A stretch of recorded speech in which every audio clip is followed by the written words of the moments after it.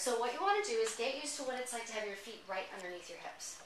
So we're going to start in a very simple, seemingly simple pose called Tadasana.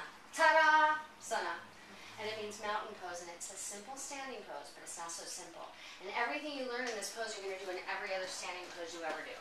So we're going to use a block. So first, remember how we did our fingers and our hands, right? Like we started with the base, like the L. We're going to do the same thing with the feet. So you're going to press, let's see, I'll come over here.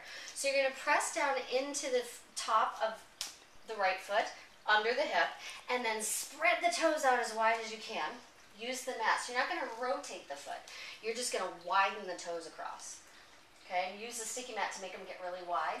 And now push down and pull your foot until the heel hits the ground. It's like you're trying to stretch your foot longer. Like if you do it really good, your shoes won't fit. Okay, they're long enough. Does that make sense? They're long enough. Sorry.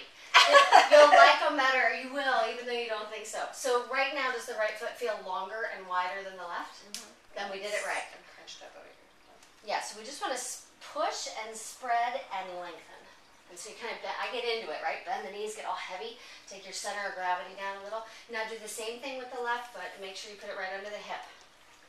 And spread those toes. So there right now, when you're leaning your weight under the outside, we never want to do that. Always press here on the first two toes, and then spread those guys out. And keep the base of the weight in the first two toes like we did with the hands. So if we're ever in an up on our toe pose, the weight's always on the first two toes. This is bad for the ankle. Owie, owie. This, ankle's even on both sides. There's a pattern. There's like 5 or 6 main things. Once you get them, you do them in almost every pose. You don't have to remember a million things. Right? So now do both feet, and then stretch it back. And now do your feet feel kind of like glued to the floor? Yeah. Feels different? Pretty sturdy. Yeah. Okay, so the other thing I didn't ask is, do either one of you have hyperextended knees? And do you know what that is? Okay. Lucky me, I have them. I match my block. So this, if I turn my legs out, it's more obvious. I have funny shaped legs, but that's okay. The average person can extend their legs this much, right? Hyperextended knees means, woo, I can go that much. You can see it in this pose. Yeah. So if I were to be standing like this in all my standing poses, my knees would hurt for the rest of my life. So we want to always micro bend. Okay. It's good for everyone. It's crucial for somebody that can go further, right? And look what happens, right? So now, hug, start to imagine, and I'll give you a block to help you in a minute, but start to hug the muscles of your legs towards each other. So the outer thigh is moving towards the inner thigh is moving towards the outer thigh. And now from what you know from being on the floor, lengthen your tailbone, which is draw the upper body, the belly up.